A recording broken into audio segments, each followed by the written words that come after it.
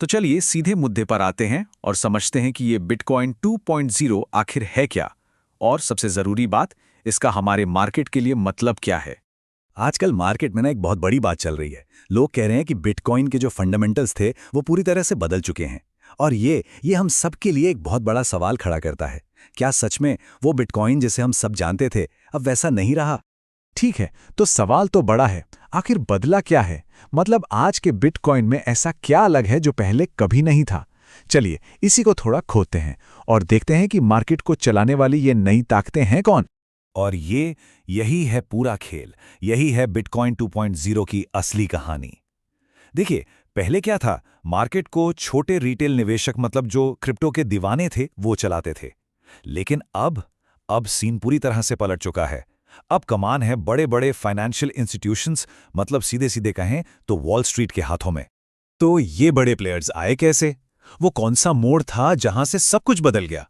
चलिए जरा पीछे चलते हैं और देखते हैं कि ये सब शुरू कैसे हुआ और कैसे इन बड़े खिलाड़ियों ने मार्केट का पूरा गेम ही पलट दिया।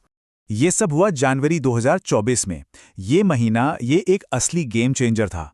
हुआ ये कि अमेरिका में स्पॉट बिटकॉइन ईटीएफ्स को हरी झंडी मिल गई। अब इसका मतलब क्या है? सीधा सा मतलब ये है कि अब जो बड़े बड़े फंड्स हैं, बड़े इन्वेस्टर्स हैं, वो स्टॉक मार्केट की तरह ही चुटकियों में बिटकॉइन खरीद सकते हैं। बस इसी एक फैसले ने इंस्टीट्यूशनल पैसे के लिए सारे दरवाजे खोल दिए और यहीं से असल में बिटकॉइन 2.0 का दौर शुरू होता है। अच्छा, इन नए खिलाड़ियों के आने से एक और चीज हुई।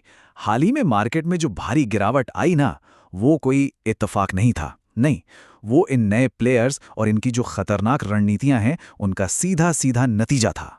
तो इस क्रैश को समझने के लिए ना एक टर्म समझना बहुत जरूरी है, कैरी ट्रेड। अब ये क्या बला है? देखिए, बहुत सिंपल है। सोचिए कि कोई इन्वेस्टर जापान जैसी जगह से, जहां ब्याज दरें बहुत कम हैं, वहां से सस्ते में पैसा उधार लेता है और फिर उस पैसे को बिटकॉइन जैसी किसी चीज में लगा देता है जहां से उसे ज्यादा रिटर्न मिलने की उम्मीद है। मतलब सस्ते में उधार लो, महंगे में लगाओ। अब ये एक बहुत ही रिस्की खेल है।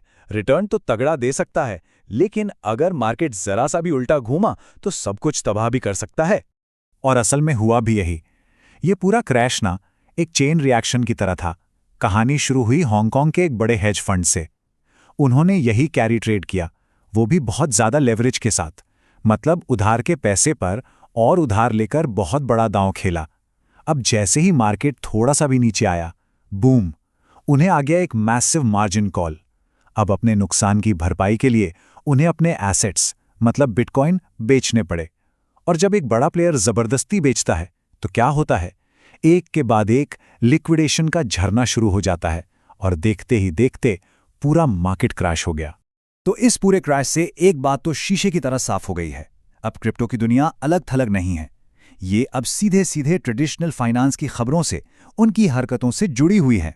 और इसीलिए इस हफ्ते मार्केट पर नजर रखना बहुत जरूरी है, क्योंकि एक तूफान आ सकता है। ट्रेडिशनल फाइनेंस की दुनिया में 3 बड़ी घटनाएं होने वाली हैं। बुधवार को आएंगे एफओएमसी के मिनट्स। फिर शुक्रवार को 2 बड़ी चीजें हैं, अमेरिका की जीडीपी रिपोर्ट और ट्रंप की टैरिफ पॉलिसी पर फैसला। इनमें से कोई भी एक खबर क्रिप्टो मार्केट में बहुत बड़ी उथल-पुथल मचा सकती है। ध्यान रखना होगा। लेकिन एक मिनट, कहानी में एक और दिलचस्प मोड़ है। एक एनालिसिस में एक बहुत ही अजीब बात कही गई कि अगर मार्केट की अगली चाल का अंदाजा लगाना है तो एक खास टोकन पर नजर रखो, वर्ल्ड लिबर्टी फाइनेंस टोकन। ये थोड़ा अजीब है ना? और अजीब इसलिए है क्योंकि जब डेटा को देखा गया तो एक चौंकाने वाली बात सामने आई। 10 अक्टूबर को जो बड़ा क्रैश हुआ ना, उससे ठीक कुछ घंटे पहले इसी वर्ल्ड लिबर्टी फाइनेंस टोकन का ट्रेडिंग वॉल्यूम अचानक आसमान छूने लगा था। मतलब जबरदस्त खरीद फरोख्त हो रही थी। इससे तो एक ही सवाल उठता है, क्या कुछ लोगों को क्रैश के बारे में पहले से पता था?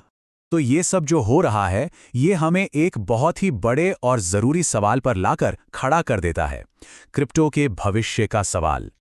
देखिए, जो सबसे बड़ा टेकअवे है, जो सबसे बड़ी सच्चाई है, वो ये है कि क्रिप्टो और वॉल स्ट्रीट के बीच जो एक दीवार थी, वो अब पूरी तरह से गिर चुकी है। ये दोनों दुनिया अब एक हो चुकी हैं, एक दूसरे से ऐसे जुड़ी हैं कि इन्हें अलग नहीं किया जा सकता। और यही बात हमें एक बहुत ही गहरे सवाल पर लाके छोड़ देती है। इस नए खेल में, जहां सारे खिलाड़ी वॉल स्ट्रीट के हैं, क्या बिटकॉइन अपनी असली पहचान, अपनी वो डिसेंट्रलाइज्ड आत्मा बचा पाएगा? या फिर ये भी वॉल स्ट्रीट का एक और खिलौना बनकर रह जाएगा? इस सवाल का जवाब जो भी हो, वो बिटकॉइन के भविष्य को हमेशा हमेशा के लिए तय कर देगा।